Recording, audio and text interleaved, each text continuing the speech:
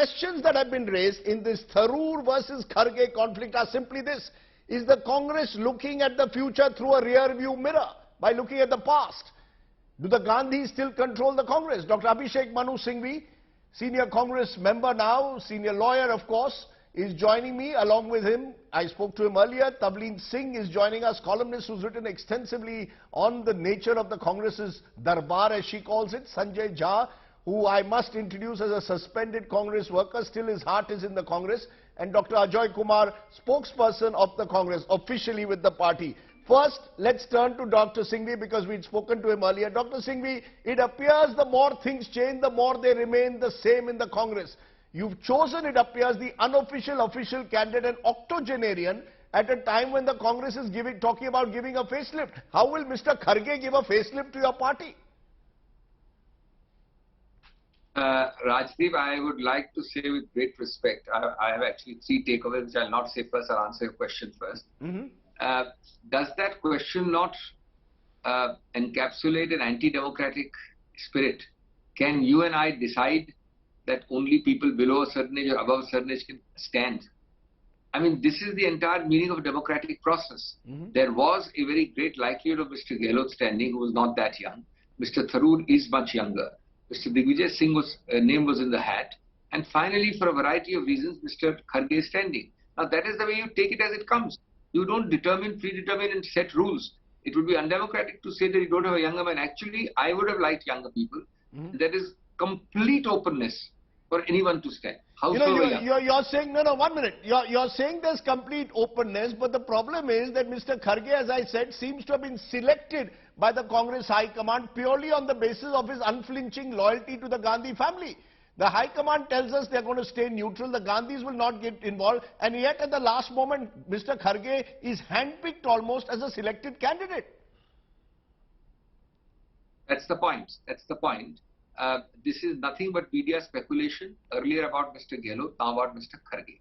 Let me just start by saying very briefly and quickly, the important takeaway which is being missed is there is actually, admittedly, undeniably a free, fair, open, transparent election. 1, 2, no Gandhi is standing. No Gandhi has been in a government for 30 years, but no Gandhi is standing for the party elections, though there is overwhelming support and demand for it. And thirdly, somewhat unpleasant events which should have been avoidable in Rajasthan are behind us. Now, having said that, how does one answer the question that you will not be in government for 30 years, you are not now going to be in the party also, but you are always going to say that no, Gandhi is controlling?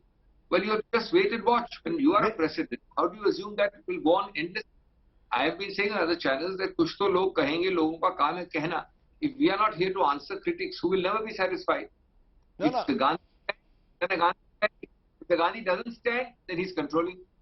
I mean, can you have an answer to such situations? No. Dr. Singhvi, the fact is all roads lead to 10 Janpath. Whether it was the Rajasthan crisis that eventually had to be resolved at Sonia Gandhi's house, or whether it appears to be the question of Congress presidentship, all roads lead to 10 Janpath, which is one of the reasons why so many people didn't even want to contest. Many people feel that even if they are offered the post, they will have to work completely with the Gandhis having all the power. And therefore, this is a party that is unable to break the status quo and reward merit of people who could have an independent identity. Rajdeep, is there a fair question? How many parties in India have had an election like this? How many parties have broken from government office and now to party office, and you are saying not break with the status quo? I don't think you can name even one example in this country which has had this. And let me tell you, in a sense, Mr. Rahul Gandhi can be rightly accused of being anti-democratic also. Because he knows and you know and I know that today if he stood for elections, he would win overwhelmingly. So in that sense, he has negated the overwhelming demand of the Congress for him to stand. Is that not breaking? Dr. Singhvi, the charge is Rahul Gandhi today wants power without responsibility, and whoever will be the Congress president will have all the accountability without power. Do you think that is so easy to say? People ignore the real remote controls of Nagpur and elsewhere and talk about this. Do you think that a person who has refused steadfastly to stand and is today distancing himself, and in fact the other Gandhis are also distancing, this charge continuing? I mean, no answer to a charge. This is, there is a election. Nobody is saying and nobody can say that any process of this election is unfair or vitiated. or compromise. So you are saying that no, despite a free and fair election, he will be having this and that. Well, I don't think that's a fair charge. Let every other party, let me tell you this, let every other party do this, let the regional parties do this and say, look, we are not going, but I'm going to control from Dr. behind. Why don't Singhvi, they do your it? party, let's be honest, without getting into whataboutery, I will ask you therefore one final question. Who's your pick, Shashi Tharoor or Mallikarjun Kharge? Well, I mean, first of all, it's a secret vote. Secondly, I'm one of the 10 who has proposed Mr. Kharge. So I don't think I need to speak more about that on candid camera.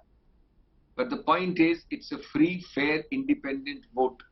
It is volitional. It is my vote, and I wish anybody could have stood. There is no inhibition, no restriction, anyone.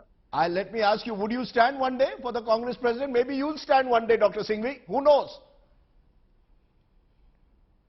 With your good wishes, let us see. With my good wishes. That was Dr. Singhvi.